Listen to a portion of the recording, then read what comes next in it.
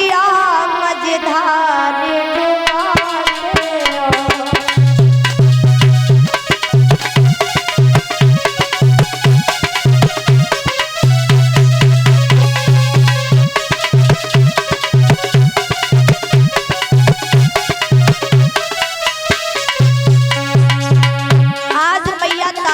आंखों में आंसू आ गए।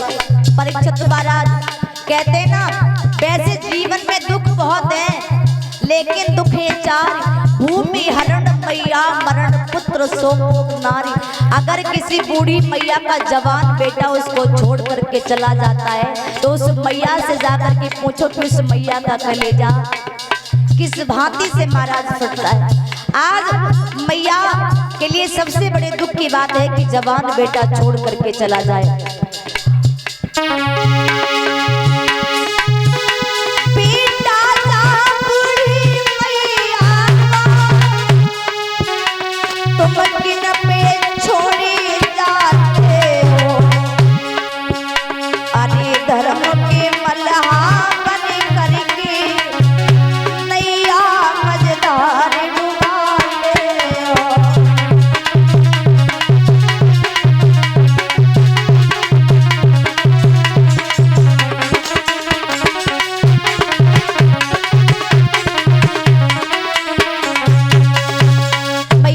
रो करके कहती है कि बेटा जा बूढ़ी मैया को किन पर छोड़े जाते हो।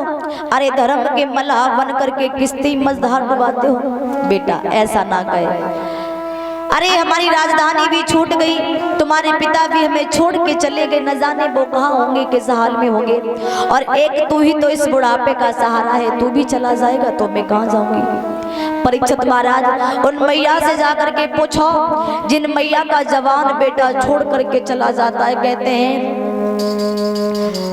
मैंने स्वयं उस माँ को रोते हुए देखा है जिसके बुढ़ापे का सहारा, जिसकी बुढ़ापे की लाठी टूट जाती है। आज बेटा रोहितास कहता है मैया सुन, अरे सुख दुख की जो कैरी सो मैया हमसे कहिए।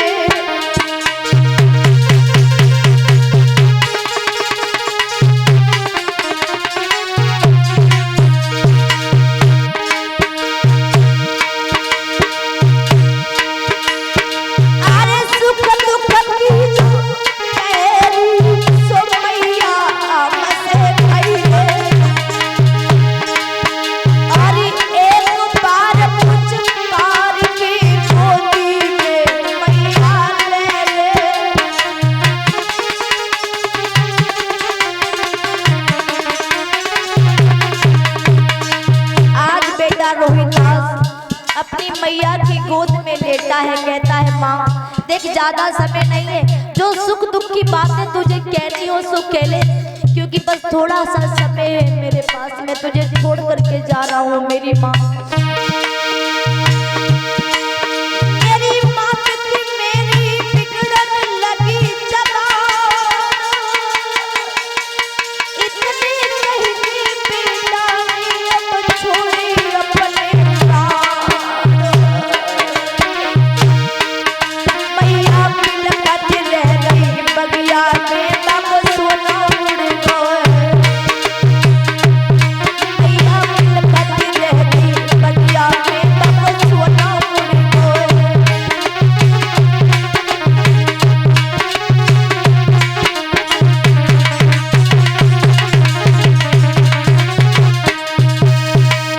परीक्षित महाराज आज वो मैया तारा उस बगिया के बीच में चाहकर भी अपने बेटा को बचा नहीं पाती है। जिस समय बेटा रोहितास ने अपनी मैया के गोद में अपने प्राणों को छोड़ा है, आज मैया तारा बिलखती रह गई, हाथ मलती रह गई, रोती रहती है, परमात्मा से कहती है प्रभु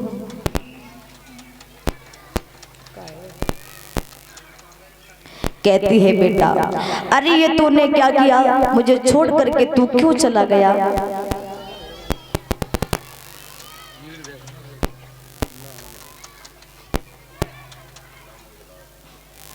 परीक्षित महाराज कहते ना ऐसा दुख ना दे विधाता जिंदगानी में, बारे पे मरे ना मात पिता बेटा ना मरे जवानी में। आज मैया तारा रोती रहती है, पार ब्रह्म परमात्मा से कहती है प्रभु कि कौन किए अन्याय जो किस्मत बदल गई।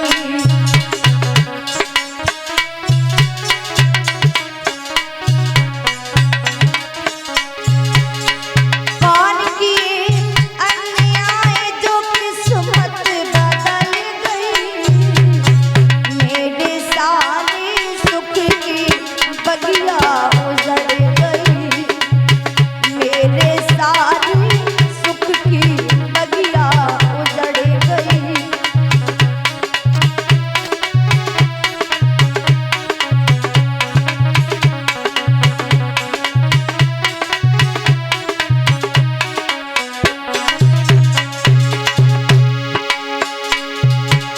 सब कुछ मेरा लुट गया बिनु बात के।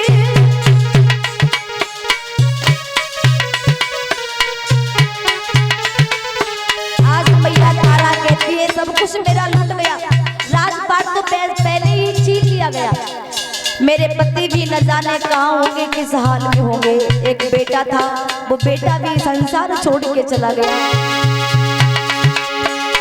अरे सब कुछ मेरा लुट गया बिनु बात के। परिवार भी छूट गए मेरे साथ के।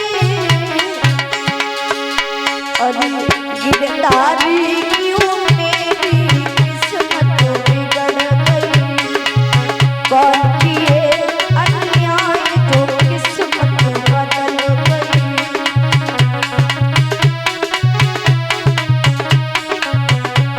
जो किस्मत बदल गई। मेरे सारे सुख की बगिया उजड़ गई। मेरे सारे सुख की बगिया उजड़ गई।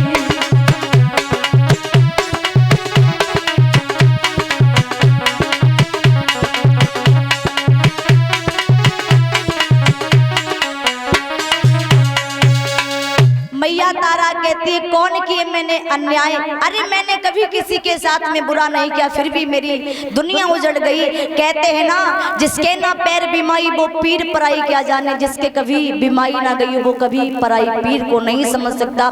आज मैया तारा बेटा रोहितास को अपनी गोद में ले लेती है। वही समय एक माली आ गया। माली बोला बेटी तेरा बेटा मर चुका है, इसका अंतिम संस्कार कर दे वरना इसकी लेहज खराब हो जाएगी। आज मैया तारा कहती भैया तुम्हें क्या जानो। अरे तुम क्या जानो, तुम्हें नहीं पता है जब एक मैया का पुत्र उस संसार को छोड़ कर जाता है तो उस मैया के दिल पर क्या गुजरती है। मालिक कहता है बेटी ये मैं भी जानता हूँ कि तेरा बेटा अब संसार में नहीं रहा और भलाई इसी में है कि अपने बेटा का अंतिम संस्कार तू करवा दे। आज मैया तारा उस व्यक्ति के समझाने पर अपने बेटा की लहज को लेकर के चली है कहा मरघट के लिए। तो मैया के पास में इतना पैसा भी नहीं था कि अपने बेटा के लिए कफन खरीद लेती। मैया ने आधी साड़ी फाड़ी और आधी साड़ी को फाड़ करके अपने बेटा के ऊपर कफन के रूप में डाल दी। अरे गोदी लई लला की लाश और मन घटी जाए रही मात बेचारी।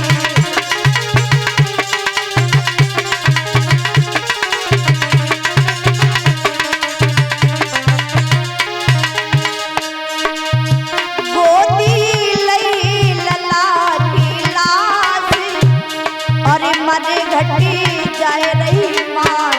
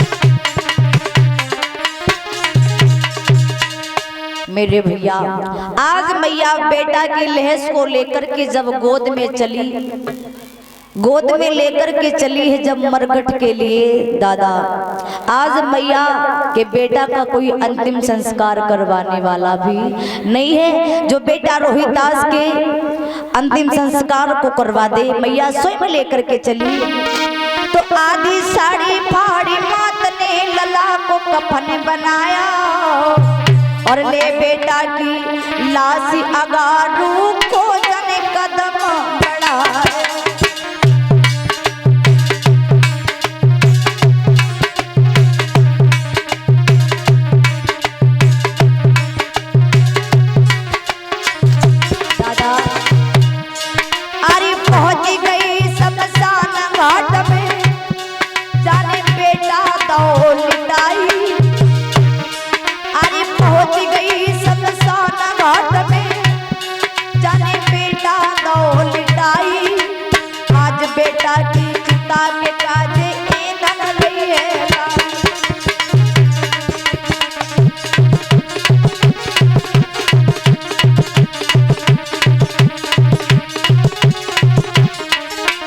मैया शमशान घाट में मैया तारा अपने बेटा की लहस को लेकर के पहुंच गई।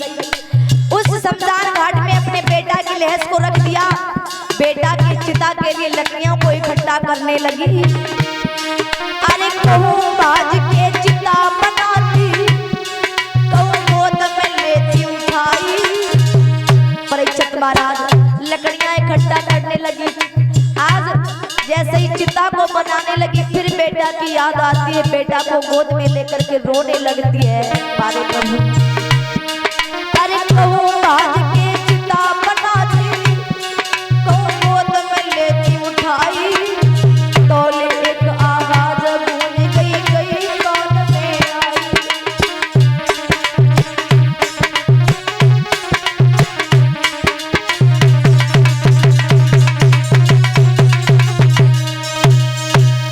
बेटा के लिए जैसे ही चिता बनाती है बाई समय परीक्षित महाराज आवाज आ गई। आवाज आई कौन है? क्या वो इतना भी नहीं जानता है कि यहाँ पर चिताओं को जलाने के लिए कर भी देना पड़ता है? तारा ने सुना ये तो हमारे पति की आवाज है। तारा पास में पहुंची, बोले नाथ आप? हाँ। तारा तुम इस समय इस मरघट में क्या कर रही हो? जवाब दिया हमसे तो विधाता ही रूठ गया कि मेरा बेटा ये संसार छोड़ के चला गया है नाथ। अब बेटा इस दुनिया में नहीं रहा, आप बेटे का अंतिम संस्कार कर दो। जवाब दिया है अंतिम संस्कार तो हो जाएगा लेकिन तुम्हें कर देना पड़ेगा। तारा बोली महाराज देने को मेरे पास में कुछ भी नहीं है।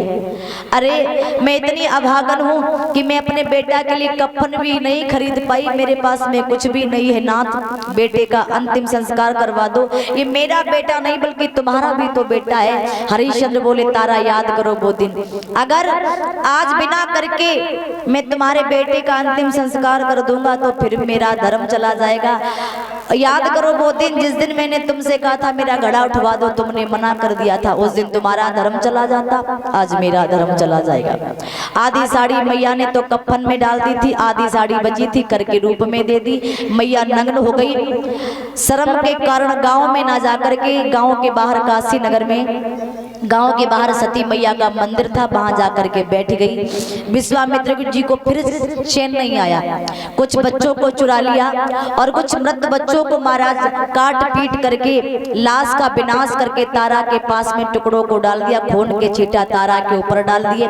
नगर में आवाज लगा दी काशी के लोगों, नगर में एक डायन आ गई है। डायन के भय से लोगों ने अपने घर से बाहर आना जाना बंद कर दिया, बच्चों को बाहर भेजना बंद कर दिया। जब ये बात काशी के राजा को पता चली, मेहतर को बुलवाया, जवाब दिया उस डायन को मरवाओ। आज वो मेहतर हरिश्चंद्र के पास में आया, हाथ में तलवार दे दी, ऐसा करो जो डायन सती मैया के मंदिर में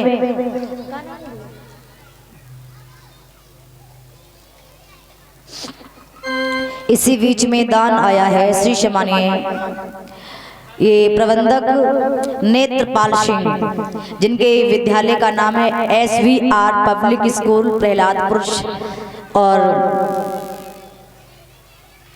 जो कि क्या लिखा, संतोष, संतोष ये शमशाबाद फरुखाबाद की ओर से भैया जी 500 रुपए भागवत महापुराण में दान कर रहे हैं। राधा रानी कृपा वर्षाती ने घर में सुख शांति बनी रहे, सभी धर्म के मार्ग पे चलते रहे। परीक्षित महाराज आज हरिश्चंद्र जैसे ही तलवार को लेकर के मंदिर के अंदर पहुंचे, तारा को मारना चाहा, देखा ये तो मेरी पत्नी है, केस पकड़ लिए। अरे तेरा बेटा क्या मर गया, तूने औरों के बच्चों को मारना प्रारंभ कर दिया। तारा मैंने ये नहीं सोचा था कि तुम इतना बिगड़ जाओगी, तुम्हारा बेटा नहीं रहा तो तुम औरों के बच्चों को मार करके खाओगी। मैंने ये नहीं सोचा था कि तुम इतना भी गिर जाओगी। जैसे ही तारा को मारना चाहा, मंदिर से आवाज आ गई, अरे राजन ये तेरी पत्नी है, ये डायन नहीं है। हाथ से तलवार छूट गई।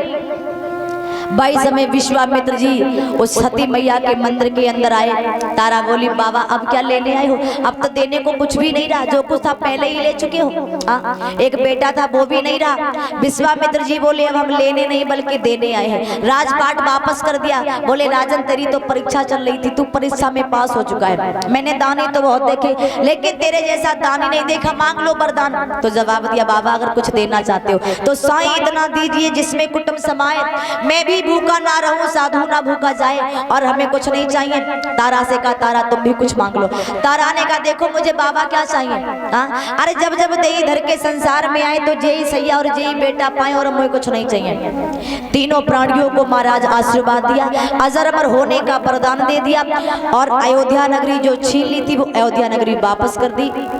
तीनों प्राणी आज अपने राजपाट अपने नगर अयोध्या के लिए वापस लौट जाते हैं। बोलिए सच्चे दरबार की वृंदावन।